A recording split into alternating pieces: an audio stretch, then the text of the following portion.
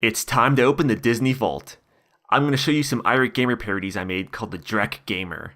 I made these in 2014, so my video quality's kind of bad and maybe some jokes are outdated.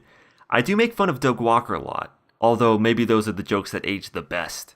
By 2014, Irate Gamer parodies were kind of passé, but that never stopped the Irate Gamer Sucks blog. That guy is still going.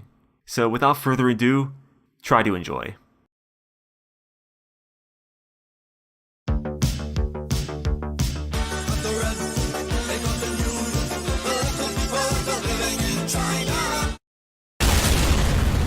Back in the 90s, Nintendo was the king. They basically ruled the world with an iron lung. They made video game after video game. Most, of course, were total crap. And today, I'll be showing one of the worst. Mario Party 3, the first in a trilogy of terrible Mario Party games available for the Nintendo to the 64th. Alright, here it is. Let's pop this piece of stupid thing in. Remember, I always use authentic consoles in my reviews. So here's the intro. All it is a bunch of text. Couldn't they afford voice acting? Mario Party 3! Oh, so the title screen is voice acting but the intro doesn't? What an inconsistent piece of cruddy dumb. Maybe if they spent less money on this stupid bouncy text, they could have more voice acting. And then there's this. It says to enter your name, but you can put in anything you want and the game doesn't even call you out on it. Was it really that hard to program a name check-in? It seems you can either choose between a party mode or a story mode. Story mode? What is this, a book? I'm choosing party. Then you gotta take like 3 hours to set up the game. How many want to play? Just one, since I don't have any friends. Choose your character. Wait, hold the phone. Who are these people? I don't remember them from the movie. If you can somehow make it through the endless options, you'll find yourself finally playing the game. Except wait a minute, this is clearly a board game, not a video game. When I pop in a video game, I expect some first-person FPS shooter action, not Monopoly. May I mention the stage I'm playing on is called Woody Woods? I mean, how repetitive can you get? May I mention the stage I'm playing on is called Woody Woods? I mean, how repetitive can you get? Hold on, I gotta put a storyline in my review. It'll add so much and totally not be relevant. Today's storyline, I'm gonna get something to drink.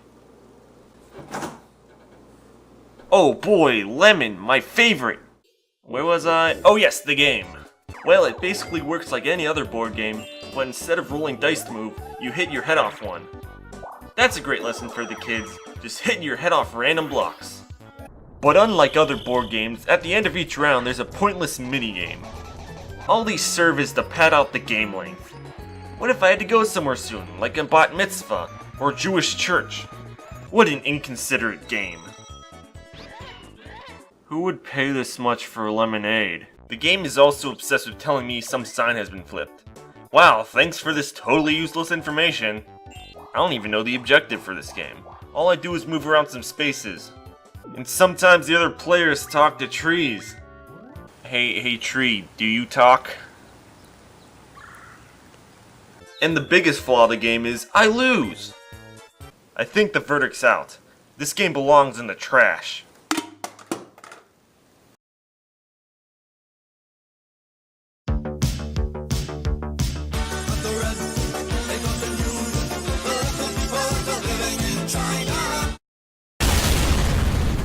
Back in the 90s, LEGO came to the realization that toys were becoming outdated, so they decided to make a video game called Lego Island. And let me tell you, they should have stuck with their toys because this game sucks more than a hairdryer. Don't believe me? Here, I'll show you. Oops, you have to put the CD in your computer. Oh, I'm sorry, hold on. Well, that seems to have worked. Unfortunately, you literally have to wait through almost 30 seconds of company logos before you can actually get to the game. Like, wow, I had no idea LEGO was involved in this. Thanks, logo. What is this, an Arctic tundra? What is that doing in my video game? Mindscape? They're really scaping the bottom of the barrel with that name. And here we have the game's intro, which I can only describe as weird.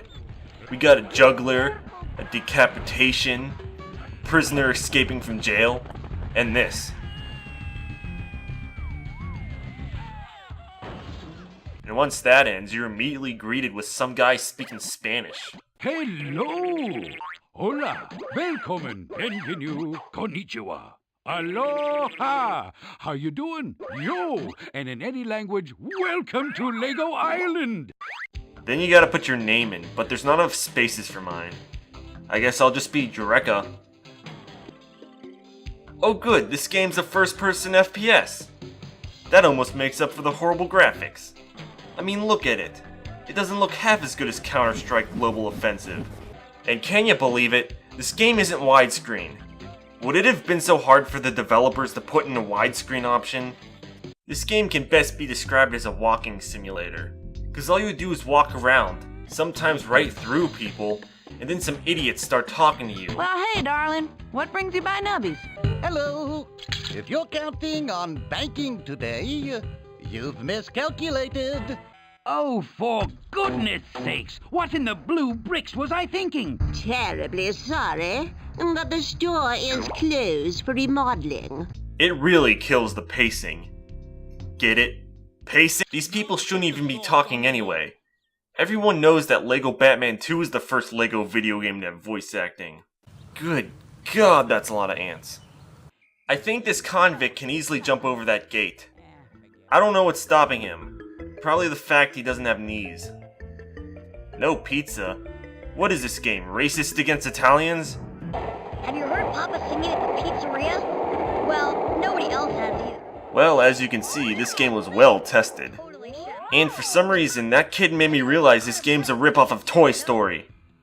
Stop the presses, I actually found something to do. It turns out you can race.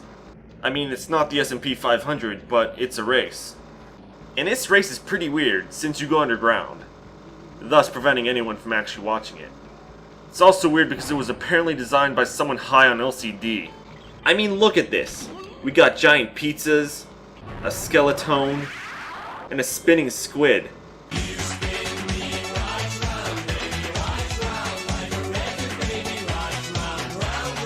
I can't take this drug journey anymore, I'm getting out of here. Wait, what is this? Are they trying to imply the founding fathers worked on this game? Wow, way to teach kids inaccurate history. Well, that's my review. Thanks for watching. And remember to watch my vlogs, where I talk about the hit cartoon, Pelswick.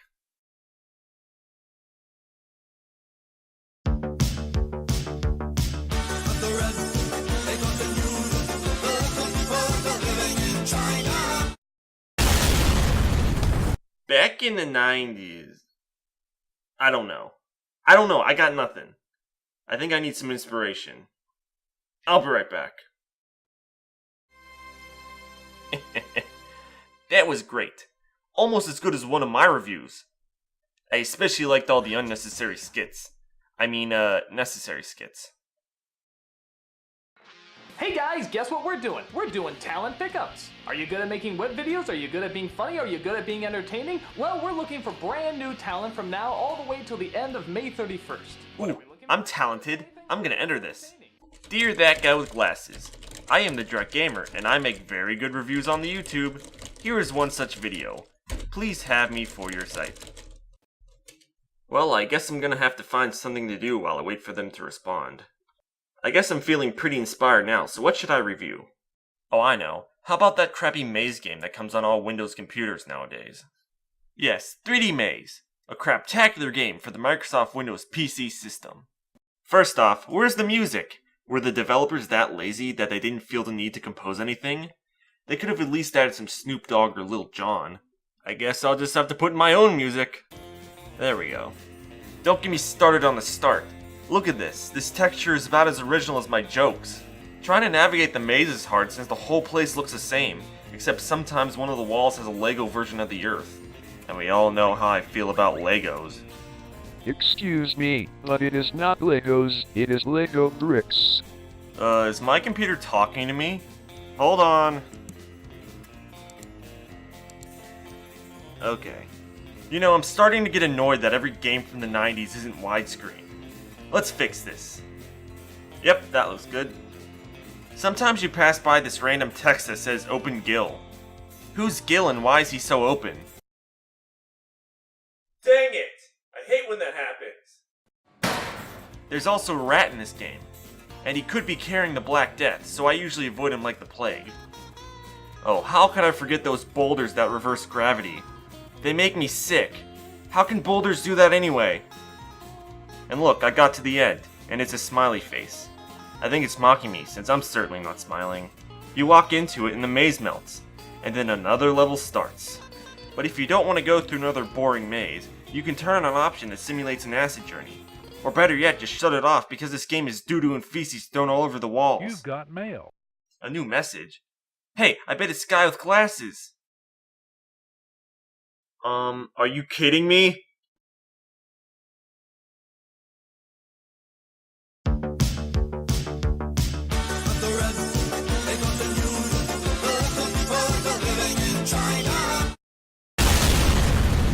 Back in the 90s, the Electric Expo of Electronics, better known as E to the Third, opened its doors to become the first gaming convention known to man.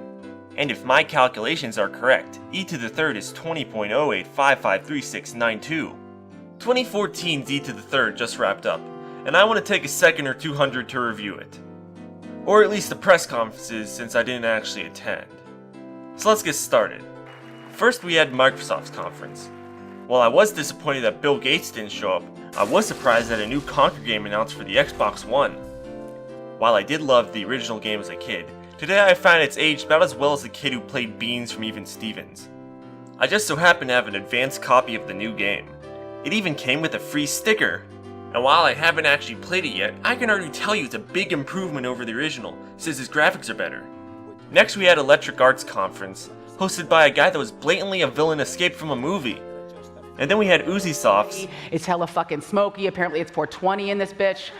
which was, hosted by someone interesting.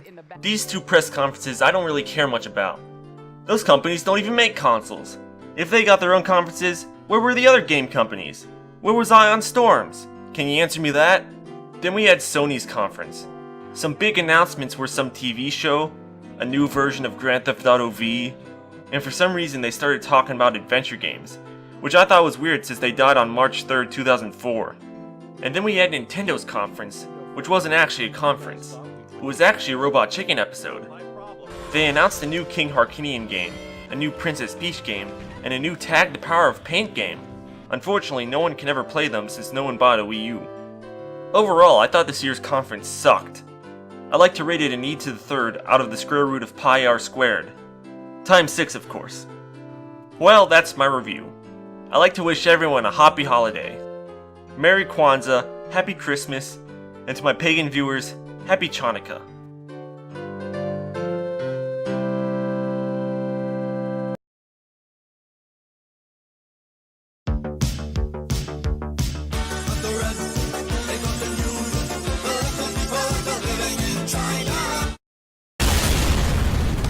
Back in the 90s, Bandai was looking for their next hit game after the success of Pong.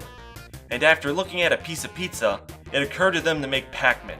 Unfortunately for Bandai, the game failed so hard the public coined the phrase PacMan fever for the disease you get from even playing the game. I even heard if you play long enough, the game kills you. Fortunately, I don't plan on playing it for too long. I gotta have time to work on my novel. This is beautiful. Here's the game. It's the NES version since I don't know how to emulate arcade games. And it's a big piece of crap. It's even worse than that National Treason movie starring Cage Nichols. Ugh, that music was horrible. Let's listen to some real music. Walk like an Egyptian. Yes! My favorite kind of racist 80s song! The goal of the game is to eat all the ghosts. But sometimes it glitches out and you die.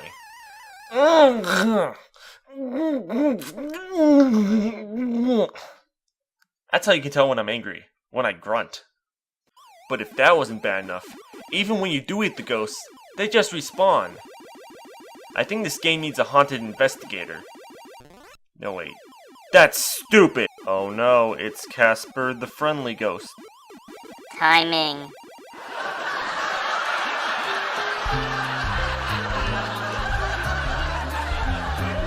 And if you somehow beat the first level, level 1, you get to go to the second level, which is level 2. Or as I like to call it, level 1. That's right, they didn't even feel like making another level. They just repeated the old one. This is horrible when you compare it to the many levels of Viet Cong country. And what's this? A cutscene? Oh, I see. The ghost is just a cosign player from the Go Diego Go Comedy Con. Hey, this isn't the real Captain Crunch! Breakfast is ruined! Now let's talk about Mississippi PacMan, which for some reason there are 2 versions of. I guess I'll check out this version first.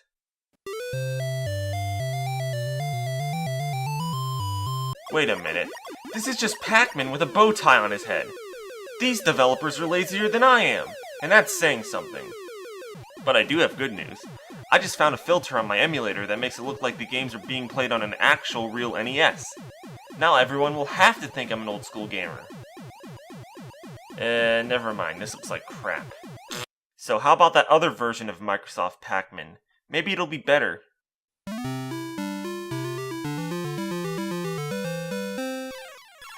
Why is this so fast? Stupid NES, you don't have blast processing. Screw this game! And now it's time to cut to a commercial, since internet reviews have to have commercials now, apparently. Wait. No. Here is a No. collectible bank sure to warm the hearts No. of everyone who loves training. No! No! And now for the last PacMan game ever made. PacMania. This is just PacMan at an angle. Do the developers think they can trick me into thinking this is original? You can't trick me, game. I have a degree. Well, unfortunately, I have to give the PacMan series 1 out of 47 stars. But if the developers pay me, I'm willing to bump that up to 2 out of 47.